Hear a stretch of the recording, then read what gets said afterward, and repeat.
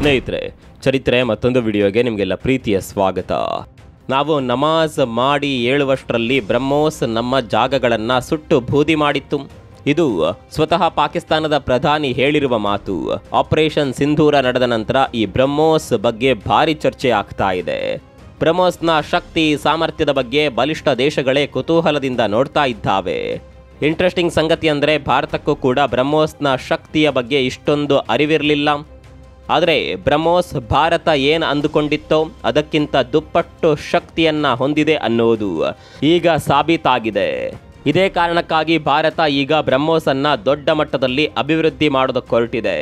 ಹೀಗಿರುವ ಬ್ರಹ್ಮೋಸನ್ನು 5 ಹಂತಗಳಲ್ಲಿ ಅಭಿವೃದ್ಧಿ ಮಾಡೋದಕ್ಕೆ ಅಥವಾ 5 ಅಂಶಗಳನ್ನು ಬ್ರಹ್ಮೋಸ್ಗೆ ಆ್ಯಡ್ ಮಾಡೋದಕ್ಕೆ ಭಾರತ ಹೊರಟಿದೆ. ಭಾರತ ಇಂಥದ್ದೊಂದು ಯೋಜನೆ ರೂಪಿಸುತ್ತಿದ್ದಂತೆ ಪಾಕಿಸ್ತಾನ ಬೆಚ್ಚಿ ಬಿದ್ದಿದೆ. ನಾರ್ಮಲ್ ಬ್ರಹ್ಮೋಸ್ ಬಂದು ಅಪ್ಪಳಿಸಿದ್ದಕ್ಕೆ ನಡಗುತ್ತಿರುವ ಪಾಕಿಸ್ತಾನ ಇನ್ಮುಂದೆ ಬ್ರಹ್ಮೋಸ್ ಮತ್ತಷ್ಟು ಶಕ್ತಿಶಾಲಿಯಾಗಿ ಬಿಟ್ಟರೆ ಏನು ಕತೆ ಅಂತ ಭಯ ಬಿದ್ದು ಬಿಟ್ಟಿದೆ. ಅಷ್ಟಕ್ಕೂ ಏನಿದು ಭಾರತದ ಹೊಸ ಯೋಜನೆ? ಬ್ರಹ್ಮೋಸ್ಗೆ ಮತ್ತಷ್ಟು ಶಕ್ತಿ ಸಾಮರ್ಥ್ಯವನ್ನು ತುಂಬೋದು ಹೇಗೆ? ಬ್ರಹ್ಮೋಸ್ ಯಾವ ರೀತಿ ಅಭಿವೃದ್ಧಿಯಾಗಲಿದೆ ಎಲ್ಲವನ್ನ ತೋರಿಸ್ತೀವಿ ನೋಡಿ.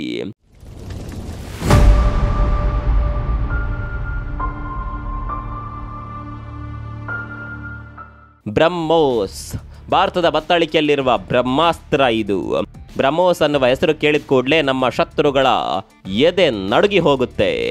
ತುಂಬ ದೇಶಗಳು ಭಾರತ ಅಂದರೆ ಭಯಪಡೋದಕ್ಕೆ ಕಾರಣ ಇದೇ ಬ್ರಹ್ಮೋಸ್. ಅದರಲ್ಲೂ ಭಾರತ ಆಪರೇಷನ್ ಸಿಂಧೂರದಲ್ಲಿ ಈ ಬ್ರಹ್ಮೋಸನ್ನು ಬ್ರಹ್ಮಾಸ್ತ್ರದಂತೆ ಬಳಕೆ ಮಾಡಿತ್ತು. ಎಲ್ಲದಕ್ಕಿಂತ ಇಂಪಾರ್ಟೆಂಟ್ ಸಂಗತಿ ಏನಪ್ಪ ಅಂದರೆ ಭಾರತ ಎಲ್ಲೂ ಕೂಡ ಬ್ರಹ್ಮೋಸನ್ನು ಆಪರೇಷನ್ ಸಿಂಧೂರದಲ್ಲಿ ಬಳಕೆ ಮಾಡಿದ್ದೀವಿ ಅಂತ ಹೇಳಿಕೊಂಡಿರಲಿಲ್ಲ. ಇದನ್ನು ಜಗತ್ತಿನ ಮುಂದೆ ಇಟ್ಟಿದ್ದು ಪಾಕಿಸ್ತಾನ. ಸ್ವತಃ ಪಾಕಿಸ್ತಾನದ ಪ್ರಧಾನಿ ಬ್ರಹ್ಮೋಸ್ ಮೂಲಕ ನಮ್ಮ ಮೇಲೆ ಭಾರತ ದಾಳಿ ಮಾಡಿದೆ ಅನ್ನೋದನ್ನು ಒಪ್ಕೊಂಡಿದ್ದಾರೆ. ಹೀಗೆ ಜಗತ್ತಿನಾದ್ಯಂತ ಬ್ರಹ್ಮೋಸ್ ಬಗ್ಗೆ ಚರ್ಚೆ ಆಗ್ತಾ ಇರುವಾಗಲೇ ಭಾರತ ಬ್ರಹ್ಮೋಸ್ ಮಿಸೈಲನ್ನು ಮತ್ತಷ್ಟು ಅಭಿವೃದ್ಧಿಪಡಿಸೋದಕ್ಕೆ ಮುಂದಾಗಿದೆ.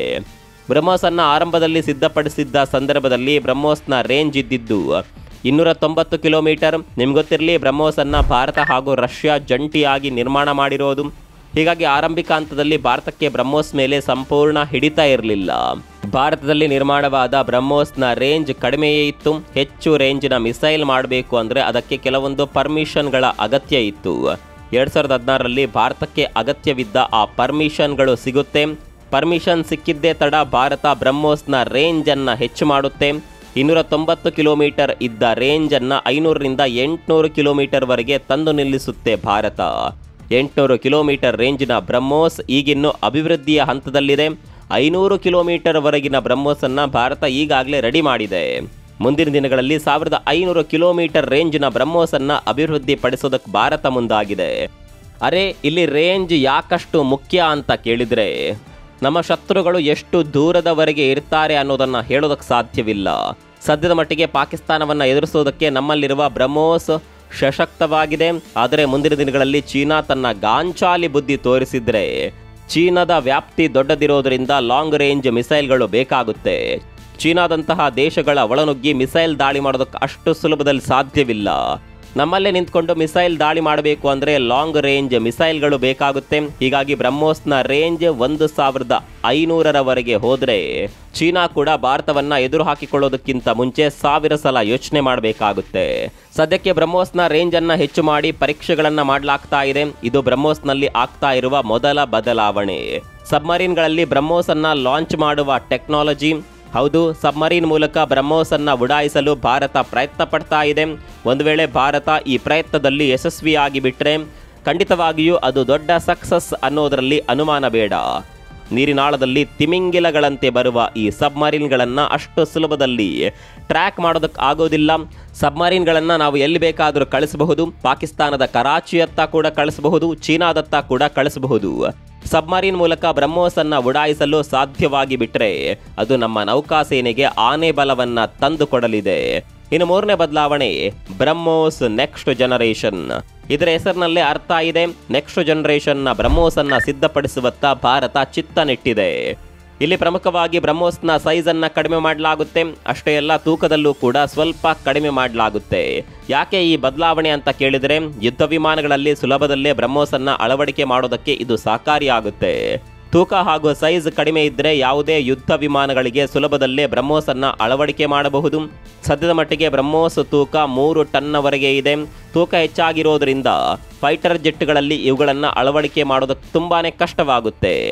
ಹೀಗಾಗಿ ಬ್ರಹ್ಮೋಸ್ನ ತೂಕವನ್ನು 1.5 ಟನ್ಗೆ ಇಳಿಸುವ ಪ್ರಯತ್ನ ನಡೀತಾ ಇದೆ.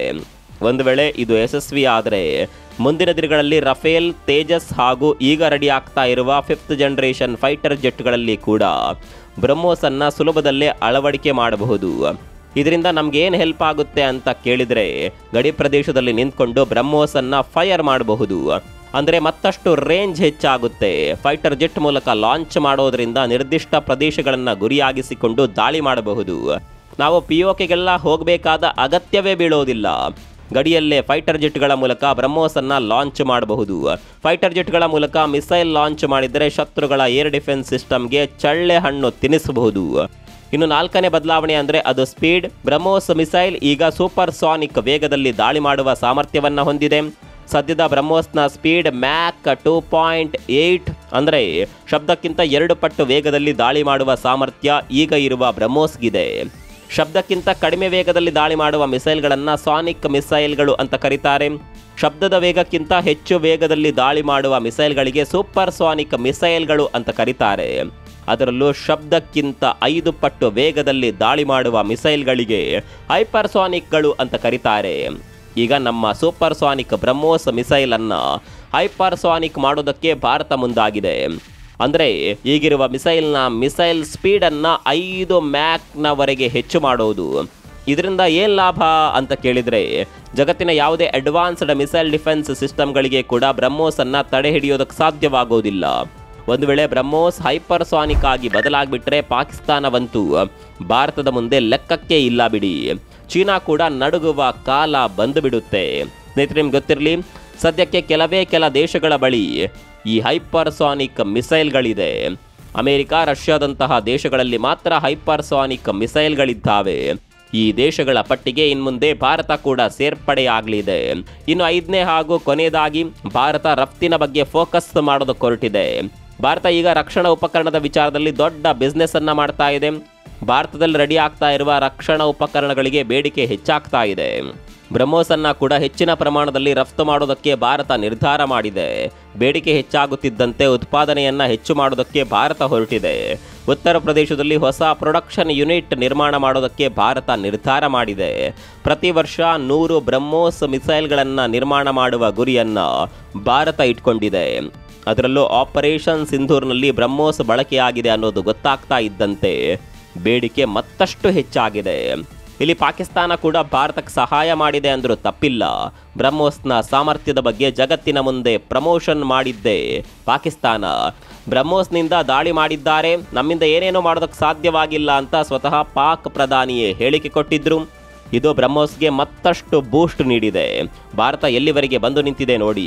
ಒಂದು ಕಾಲ ಇತ್ತು, ಯಾವುದೇ ರಕ್ಷಣಾ ಉಪಕರಣ ಇರಲಿ ನಾವು ಬೇರೆ ದೇಶಗಳಿಗೆ ಅವಲಂಬಿತರಾಗಿರಬೇಕಿತ್ತು. ಆದರೆ ಈಗ ಭಾರತದ ಉಪಕರಣಗಳಿಗೆ ಜಗತ್ತಿನಾದ್ಯಂತ ಡಿಮ್ಯಾಂಡ್ ಕ್ರಿಯೇಟ್ ಆಗ್ತಾ ಇದೆ.